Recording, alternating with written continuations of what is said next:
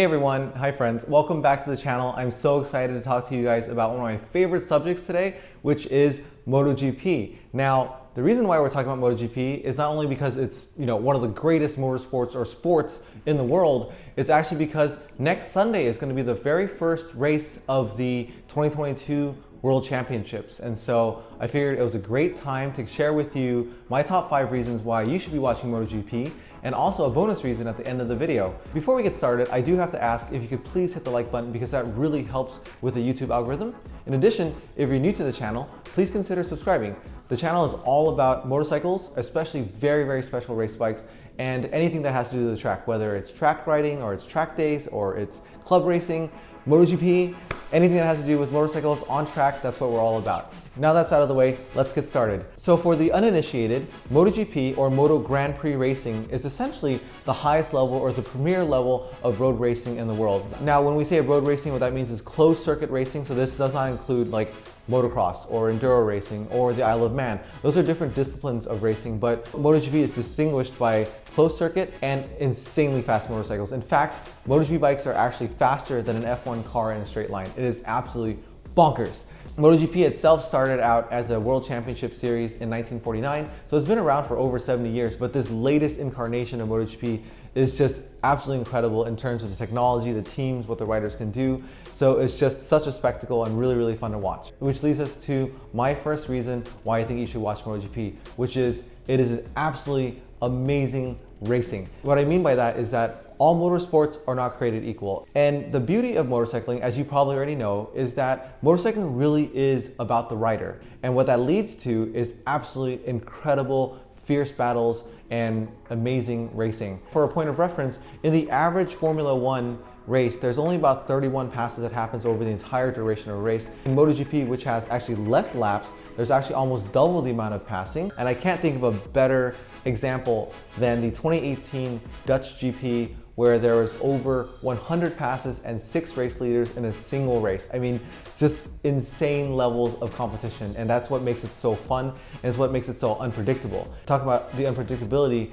the entire 2020 season was just absolutely insane. There was something like 6 different or 7 different championship leaders throughout the duration of the season. Even in 2021, Brad Binder's win in the rain in the Austria GP. I mean, these are just historic, iconic events, and just watching it is just edge of your seat entertainment. It's so incredibly fun. The racing is fierce, it's intense, it's unrelenting, and it's definitely worth watching. That leads me to the second reason why you should watch MotoGP is it's for the riders, it's for the pilot. As I just touched on, the motorcycles don't ride themselves, right? There is no electronic system, there's no software that will magically ride the bike for the riders. And what that means is that the guys that are sitting in that saddle, that are pushing it to the limit, are just absolutely superhuman. If you've ever had the opportunity to ride on the racetrack with even your expert level club racer or even your national level racer, you can see just how incredible they are. Dial it up a notch or 3, and that's what you get with a MotoGP pilot. At the end of the day, it's the pilot in the saddle that is controlling the machine, that is making it do just absolutely amazing things. For me, learning who they are, learning their backgrounds, and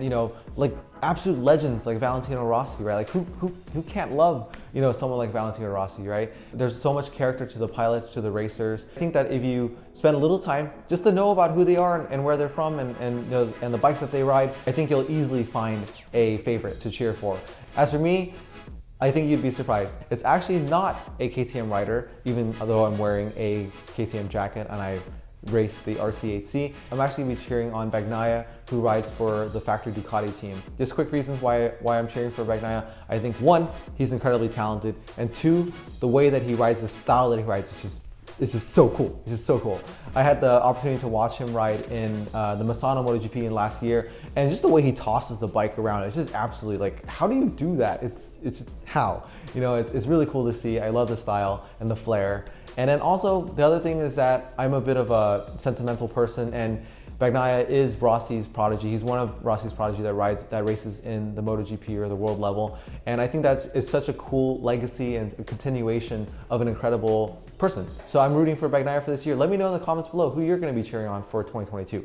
So that leads us to the third reason why I think you should be watching MotoGP, which is the motorcycles. The motorcycles that MotoGP pilots ride and race are just absolutely extraordinary. They are not anything remotely close to what you and I are riding around on the street or on the track. Actually, I have a video of a tour of the Ducati Museum in Bologna, Italy that we did last year. I'll link it down below.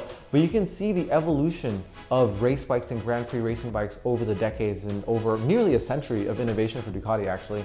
And then you can see this massive leap from like the 90s and early 2000s World Superbike era, where you go from, bikes that are actually quite recognizable to the Desmos Adichie GP bikes, which just look like rocket ships. They look alien almost. And the reason why these bikes are so special is because there are very few limitations compared to a World Superbike even. And if you ever have the chance to see them in person, oh my God, the sound. The sound is so intoxicating, right? It's just the roar of the engine and the howl on the racetrack. It's just, it's amazing, it's special, and it's something that I'm gonna, I hope that will stay with us for a long time. It's just absolutely extraordinary, and it's so visceral. You feel it in your bones when they fly past you, and it's just absolutely amazing. So if you have the chance, you need to see it in person. You need to hear it in person.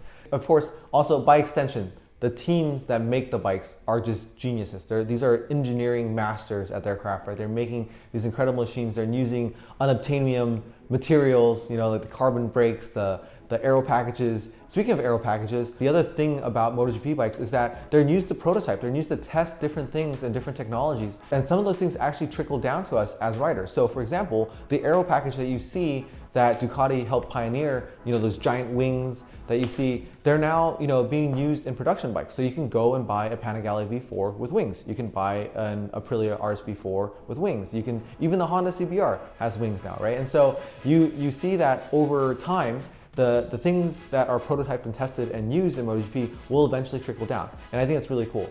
The fourth reason why I think you should watch MotoGP is because it is an international event. So what I mean by that is that you've got this incredible array of race circuits all over the world now and on many different continents. And it isn't just a European thing. So you actually have races in Argentina, in Australia, in Japan. And for this year, they're actually bringing it back to Indonesia, which I think is super cool. And for me personally, I'm extremely excited about the Grand Prix of Finland because I will be there. So it's gonna be the very first Scandinavian MotoGP ever, and it's gonna be held in Finland at the Kimi Ring or the Kimi Circuit.